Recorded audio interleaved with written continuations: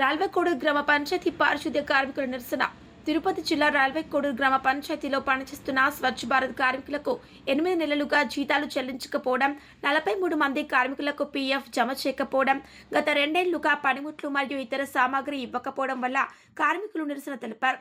ఆర్ఎన్టీయూ ఆధ్వర్యంలో చేపట్టిన ఈ నిరసన కార్యక్రమంలో తిరుపతి జిల్లా కన్వీనర్ దాసరి జయచంద్ర, పంచాయతీ నియోజకవర్గ convener S Chennaiah, R Penchalamma, Penchalaiah, V Parvati, S Chennamma, T Devamma, D Venkata Seshamma, K Yanamma పాల్గొన్నారు. గ్రామ పంచాయతీ కార్మికులకు జీతాలు చెల్లించాలని, పీఎఫ్ జమ చేయాలని, పనిముట్లు మరియు ఇతర సామాగ్రి ఇవ్వాలని నిరసన తెలిపారు.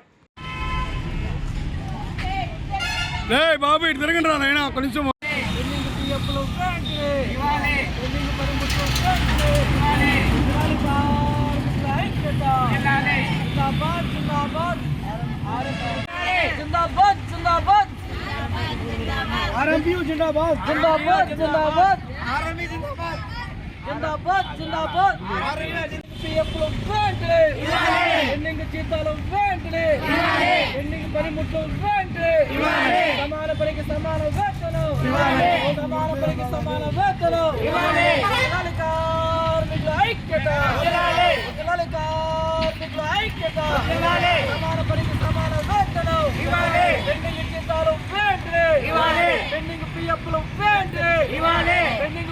ఆర్ఎంటీయూ తిరుపతి జిల్లా కన్వీనర్ ఇక్కడ ముఖ్యంగా టెంట్ వేసి కూర్చున్న కారణం ఏంటంటే, పంచాయతీ కార్మికులకి దాదాపు 11 నెలలుగా పీఎఫ్లు కట్టలేదు. అలాగే స్వచ్ఛ భారత్ కార్మికులకి దాదాపు 8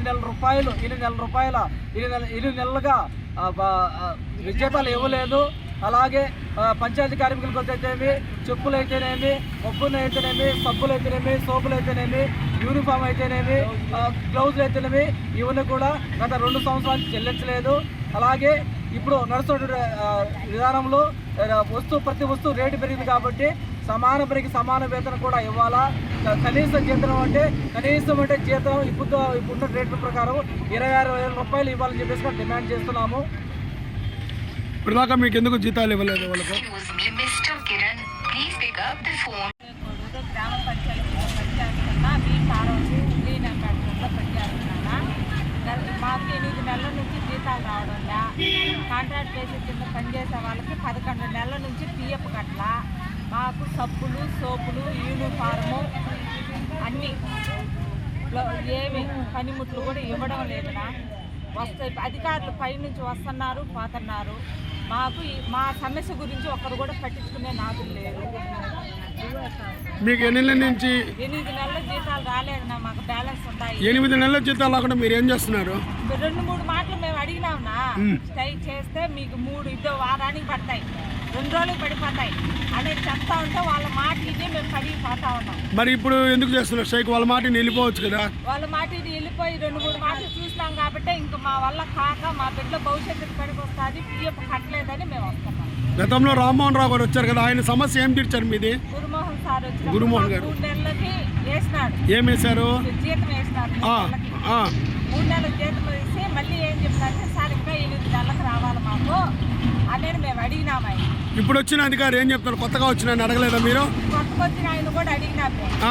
అడిగితే అమ్మ నాకు ఇంకా ఫింగర్ వేసే అధికారం రాలా. ఎందుకు రాలేదంటే, ఫింగర్ రాసే అధికారం లేనప్పుడు పాత పంచాయతీ యువని పంపించాల్సిన అవసరం ఏమున్నది? అప్పుడు ఇప్పుడు తిరుపతి జిల్లా అయింది, ఒక్కొక్కరిని వేస్తున్నారు. ఎవరు వస్తారో ఎవరు చేస్తారో మాకు తెలియదు. మేము వస్తున్నాం, పోతున్నాం అంతవరకు. మాకు కన్నా ఫింగర్ వస్తే మీకు ఏదైనా చేయగలుగున్నాం. కానీ మీరు ఎప్పుడు దాకా నిరాహార దీక్ష చేస్తారు? ఇంకా మా పిఎఫ్ డబ్బు పడేదాకా 8 నెలల జీతం పడేదాకా చేస్తా ఉన్నాం. అప్పుడు దాకా లేసేది ప్రసక్తే లేదు.